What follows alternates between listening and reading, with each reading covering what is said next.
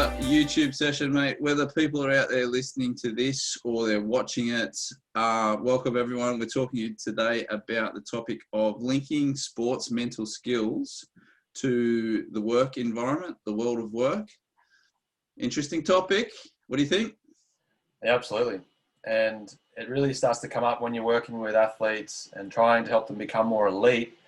Starts to draw a lot of parallels. You know, the things that you work on to enhance performance in sport, they'll end up helping a lot of other, like there's a lot of people in the world of work that are looking to improve and be more productive and get more out of their days when they're at the office. And a lot of the stuff that we talk about can really be helpful for them as well. So it's kind of relevant to where we're both at as well, which is why I think we're doing this topic today, which is you're getting deeper into the organisational psych side of things up there in Queensland and learning rapidly each day about what different organisations need on the mental requirement stakes.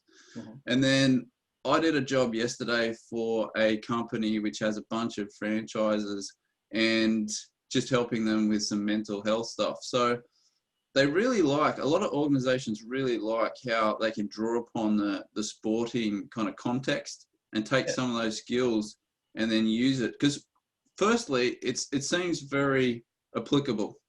You know, it seems that people can wrap their head around it like, oh, you do that in sport? Yeah, I can relate to that. No worries. I'll now do that in the workplace, right? So definitely a worthy topic. I guess the first point is just exactly that, which is we have skills in one domain and they are transferable, all right? So if you become a highly skilled elite athlete, I think you and I both agree that you can take those habits, those mental skills, and then you could pretty much, you know, I wouldn't say it'd be easy, but you could take those into many different workplace scenarios and within a relatively short space of time, be highly successful. Yeah. Right? So how does that work? Designing practice plans and, you know, being more aware of what you need to improve on, taking in feedback, having clear metrics that you measure things by. Like, these are all things that athletes usually operate. You might have a coach that helps them do that sort of stuff. So they're always have a pretty good understanding of where they are and a pretty good understanding of how to improve and where they might have shortcomings. And that's a great analogy that can sometimes move into the world of work. It's just sometimes it might be a little bit more difficult to work out, all right, what exactly is that? Like, say, if I'm a basketballer and I'm practicing drills on how to shoot three-pointers or get better at my free throw or get better at zone defense. What does that look like if I'm an office worker? What sort of skills are they? So that's probably where you really need some guidance and some help with a mental coach just to get clear on those skills and how can I improve them and what does that look like? Yeah, well, what does that look like? So let's delve into that a little bit. Now, the first I ever heard of it was I read an article. I have no idea where, but it was a long time ago. And it said the big heading was the corporate athlete. And it intrigued me. All right. So as you said, it's a buzzword, but let's break that down for people. Let's just say, you're working in a office environment. What does the corporate athlete kind of mean to you? Yeah, I think one of the main things that we want to start to move towards is the concept of deliberate practice. So that's not just sort of turning up and going through the motions. Like, an athlete could do that, but that isn't going to help them improve.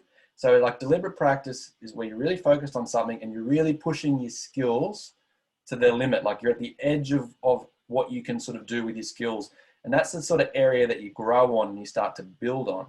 And so it's pretty much like an area where you're not necessarily comfortable. It's not just like, you're not stretching the edge of your comfort zone. Yeah. And normally for most people in the world of work, that happens automatically. When you start a new job, it's hard. Like, how do I do this task? Or who do I talk to about this? And the learning curve is massive.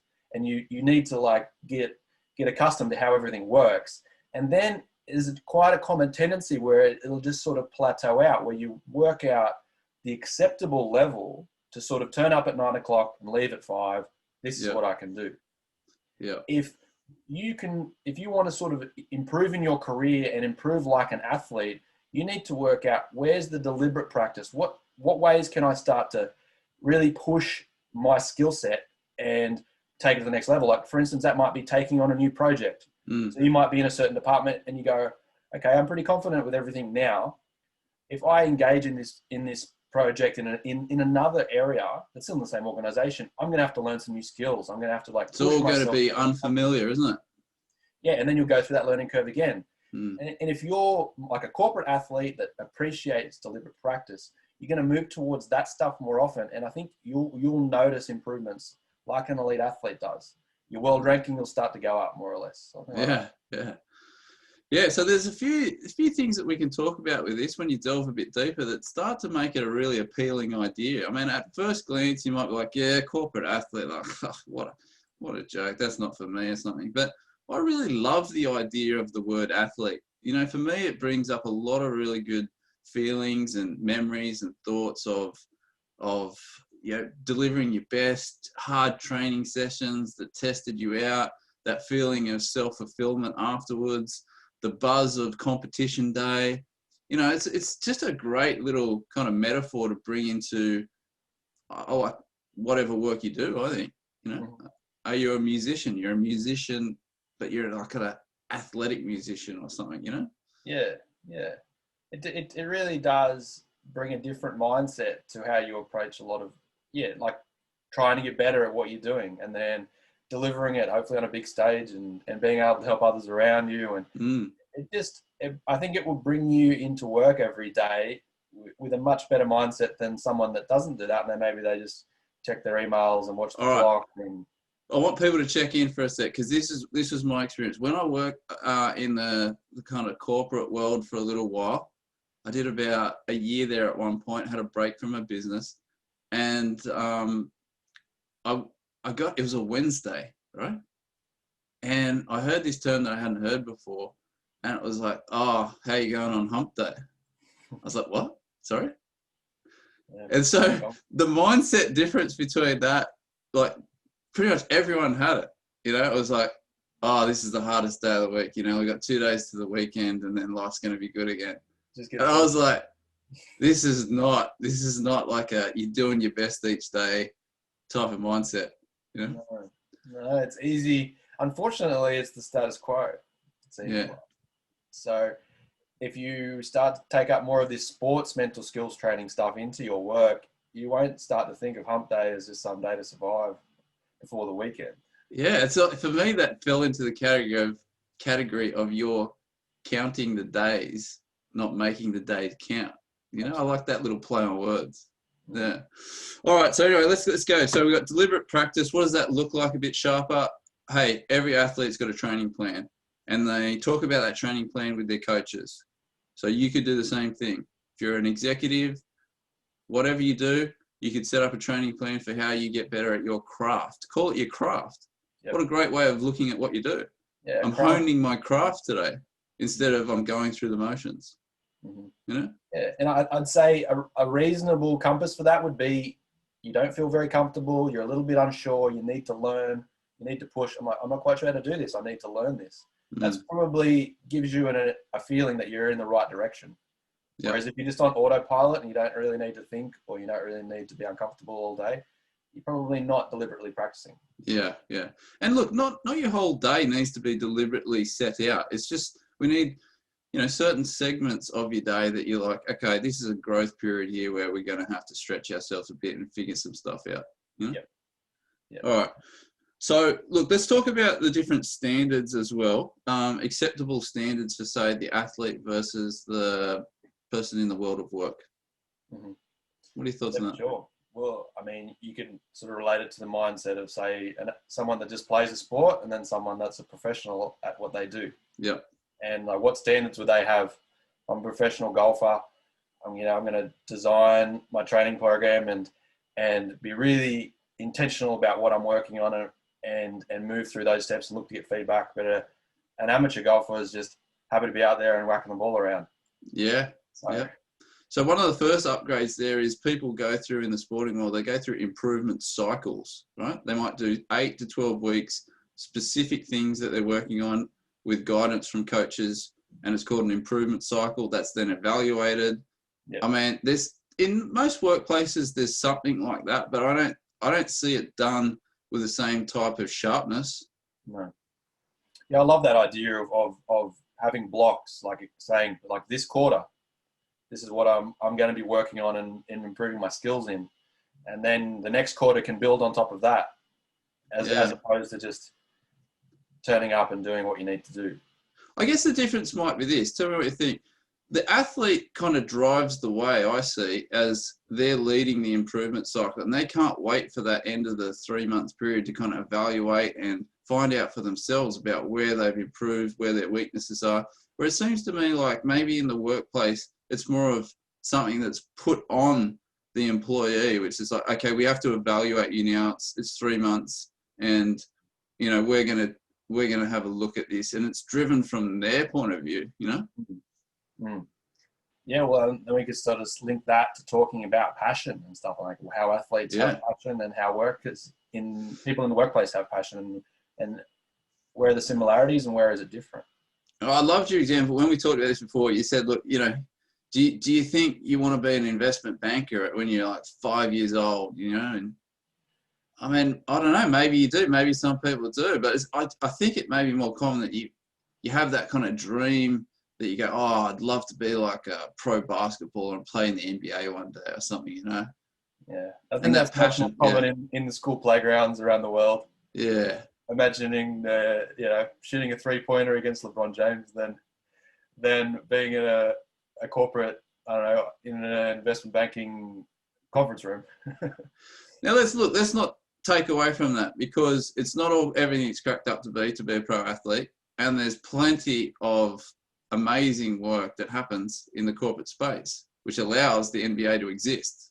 Right? Yeah, absolutely. So let's talk a little bit about the passion and how that relates to kind of what you can do day to day. And I think you really talked about this quite nicely when we spoke. So can you talk about, you know, the difference between, say, following your dream, following your passion versus creating something that you grow interest out of, maybe? It's a very common piece of advice that we hear about following your passion in terms of finding a career you like. And I think with an athlete, it's a bit more of a clearer path. Now, I'm passionate about basketball, so I practice and I become, you know, hopefully a professional basketballer. But in the world of work, passion doesn't necessarily always align for that to be good advice, and can end up being a bit dangerous, where you start to think there should be a job that fits my passion, that fits me, and it exists out there. And it's kind of like, what's the world got to offer for me? Whereas I think if we start to think about what can I offer the world, what skills can I develop with deliberate practice that I can become really good at, that has a lot to offer, and then start to find an area that I can apply these skills and sort of become valuable, become like rare, and then I will start to generate passion out of being really confident at what I do, having creativity. Maybe once I become really good at it, I can become more control over my schedule. All of these factors will start to evolve, and I'll start to become passionate about the career and the work that I have. So it wasn't that I started out with, this is my passion, this job needs to exist. Yeah. It starts out with, what can I offer? What skills can I develop? And then creating a job you love that you're passionate about from that point. Yeah. Such a smoother way of going about the whole thing, isn't it? Yeah. And you still become passionate at the end. It's like, it's just how are you going to follow it in a way that is, you know, that will actually work in the world? Because sometimes it's not always realistic what you're passionate about. All right. Very good point. Let's move on. So let's talk about pressure. Okay. Pressure is something that's definitely people can relate to in sport. You know, like grand final day, you're a goal kicker. The whole world's looking at you to put it through the posts. It's going to make or break the team. Sometimes countries are riding on this. I mean, it's highly easily to buy into and relate to. Okay, an athlete has to deal with pressure, right? You there? Yeah. Sorry, all good. Yeah. But I mean, I've worked with some corporate athletes, and I've got to tell you that they experience their fair amount of pressure. Yeah, sometimes a lot more than athletes. But the thing that I noticed was that it was more of like a day-to-day the things they have to deal with can be intense, and there's no let up. Like sometimes it's a long time between them getting a break. Like none of this, you're a school kid and you get an 11-week semester and then you get a break for 3 weeks. I mean, sometimes they do stretches of 6 months on a project. Yeah. And it's like heavy pressure day in, day out. People's jobs on the line, Yeah, there's no final buzzer that goes off and it ends. No. Keeps rolling into the next day. Yeah. Yeah. So, look, I think there's an argument for an athlete experiences more pressure, yes. And then there's the corporate athlete that experiences more pressure, yes, just in different kind of ways. Mm-hmm.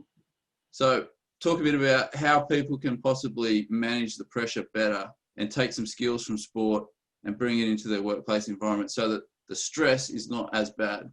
Yeah, well, I mean, it would be similar. We're dealing with these things, really strong emotions, really strong feelings. Obviously, when you're feeling pressure, it's probably because you're doing something important to you, whether to win the grand final or to get a big deal through at work. So it's like being aware of your body, and we've talked about this in other videos, being able to practice having an observer that looks at these emotions and is really present in the moment, and then works out, all right, what can I do in this present moment that's going to help facilitate me, moving to achieve the goals that I want to achieve. So it's like the stuff that helps you handle pressure in sport can be the stuff that will help you handle pressure in the corporate environment.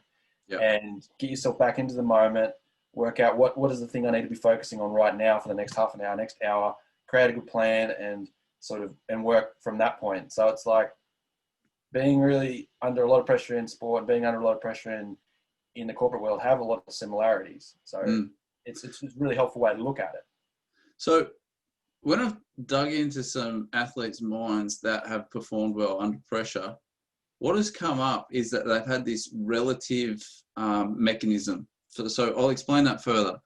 Okay, so for example, look, I've got this massive competition coming up. There's a lot riding on it, but I'll be fine. How do you know? How will you be fine? How will you cope with the pressure? Oh, well, I had to move over here from another country that was war-torn when I was 13 years old. We didn't know whether we were going to live or die. Ever since then, this sporting pressure that people talk about, it's, I felt it, but for me, it's no big deal, right? Healthy perspective. Healthy. So they relatively take an experience that was more challenging and then put the context of what they're about to do into a place which is, hey, this is very doable for me, right?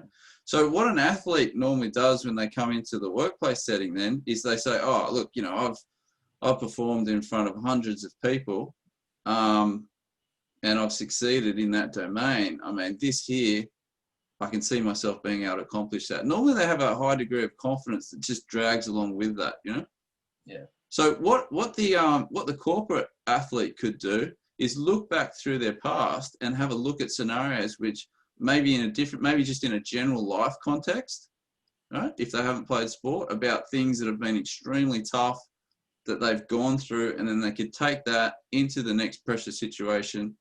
And that's for like a specific dealing with a big day type of pressure. It's another story. It's another conversation, I think, about dealing with day-to-day pressures and chronic kind of stress that comes up. Mm-hmm. Yeah. That's a great way of looking at it. Yeah, looking at using past performances and past achievements to build the confidence that you'll be able to perform well moving forward into the next. I know whenever you're trying to achieve something, there's going to be pressure involved because it's important. So yeah, using that relative factor to bring yourself back into the moment as well is a great thing that athletes do, that really great athletes do, that corporate athletes could do. All right, quick one on focus, flow, and the organizational setting of distractions. You're fast becoming highly attuned to what goes on in this space. Talk to us. Yeah, it's a really tricky beast. Like most people at work now are, bombarded with emails and requests and meetings, and it's almost relentless as the moment you enter the workplace to the moment you leave. And at the same time, if you're like a knowledge worker, you have a skill set and you need to be creating something or producing something to create value for the organization that you work for. Trying to do the two at the same time, where you're context switching between email back to my hard job, email back to my hard job, it can be devastating for productivity. And it's just like it leaves an open loop where you go from one unfinished task back to the next unfinished task, back to the next unfinished task.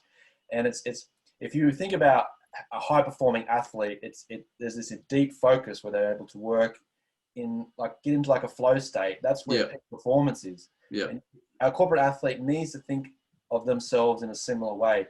You definitely need to allocate time for talking to your colleagues and scheduling meetings and replying to emails, absolutely. But you also need to allocate time to deliberately focus and work on the job that you're being paid to do. Yep. You can't be kind of doing both. You wouldn't be a football player out on the field answering emails at the same time. Football, like they're very focused on the hard job they need to do, which is to run into people and pass the ball. Yeah. You need to think of it in a similar way. What's the hard stuff that I need to do? And I need to focus on it with 100% of my focus. Maybe the whole, I think, of shared workplace and those corner desks and, multi-desks and stuff. Runs alternative to that. Runs opposite to that. Yeah, we're both not much of a fan of that, right? All right, what do we got here? Money. How does money tie into? Because it's pretty hard to go past the conversation with productivity and work and getting somewhere. Money comes in at some point. So how does this relate to athletes and then the working world? Thoughts? I mean, I would say it's definitely one of those things that when you talk to really high level athletes, it's probably not their first motivator. It's like what we talked about before with passion. Most athletes that become really high level, they don't get into it for the money. They love the competition. They love figuring out whether they're good enough on game day, don't they? Yeah. Whether the training's been worth it. Yeah, and so that normally isn't the case in the world of work as much. So I think if we can start to think about what do athletes get out of their sport that they find passion in, that, being able to compete, being able to improve, being able to have an impact, moving towards that stuff as well can make your time spent at work a lot more rewarding, and then the money stuff is a component of that reward. I think that would be like a corporate athlete that looks at it like that is going to have their motivation to do everything that they're doing, to do like the deliberate practice, will come from a much better place. Yeah. So like a more solid foundation for that. Yeah. The other thing that I mentioned with the company yesterday was I said, look, an athlete will kind of look at their results sometimes across the board of like, how have I gone for the entire year? They have an event from week to week or month to month or something, and they know that they're just, they're not going to win every time, right? Mm. So they don't panic as much when the results aren't there week to week. Okay, they take that broader view. So a company or someone in the workplace could also take that view, and they're like, look, I've had a bad week, but by the end of the year, if we look at the money side of things, this would be highly relevant to someone in sales. Yeah. By the end of the year, everything will work out just great because I know I'm doing the right deliberate steps, deliberate training, working on the right things, and I've got a track record that shows that, this evens out. Yeah. Yeah, like we've talked about in other videos, it's been very common where an athlete has not had good outcome results, but they've stayed patient. Yeah. They've worked on quality things for a long time. And then they get that, like we've talked about, luck or success that's come out of nowhere.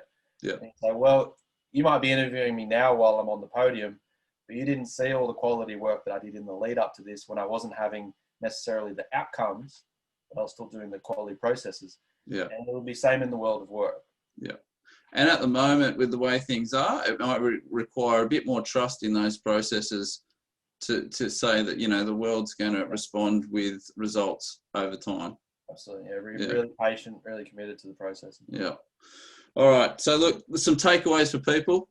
We're starting to drag this out into a Lord of the Rings a little bit, but takeaways for people. So what do we got here? A lot of the things that work for elite athletes can be used by anyone in the workplace. So transferring it, what's the first thing someone can do? Yeah, well, being really intentional, like we've talked about, looking at it like a professional athlete. What do they do to get better at their sport? I'm a professional at my work. What can I do to get better? Look at that. All right, athletes use deliberate practice. Let's start to implement that. And that's probably going to take some time to think about. It might not be the first idea that comes into your mind. but start to get some idea of where can I start pushing my skills to expand them. That's probably a really good takeaway to start with. Yep. Okay. And that, for me, that looks like something you get down on paper or on a Word document or something. It's just, you got to get it out of your head. Okay. It's going to be much easier to work out that way. And you probably are going to need like a third party to have a look at it, just to give you some feedback as well. That would be helpful. That's what athletes do. We get, you do a training plan. I ask young athletes to write a training plan, and then I say, right, show it to your parents, show it to me, show it to your technical coach, and we'll give you some feedback about what we think of your training plan. Mm-hmm. And it's just starting with like Monday to Sunday, writing in some things. Okay, Tuesday night, I'm going to work on my ability to communicate. Thursday morning, I'm going to work on my ability to control my arousal control for dealing with meetings. Mm-hmm. Something like that. You're up and away. There you go. There's the start of your training plan. Now, look, I asked some people yesterday, I said, what's the difference between having a chat and working on your mind? And the lady said a really good response. She said, well, working on your mind's got a lot more structure. And then you added to it as well. When you're working on your mind, you are experiencing some level of discomfort sometimes. Not all the time, but sometimes. Yeah, you got to strain a little bit to think of a bit more introspectively. Think about what you need to actually be honest with yourself sometimes. Am I ignoring the big thing that I need to be working on? Am I ignoring my weaknesses? Talking about your weaknesses and why they are the way they are. And all that stuff sometimes is not very comfortable to talk about.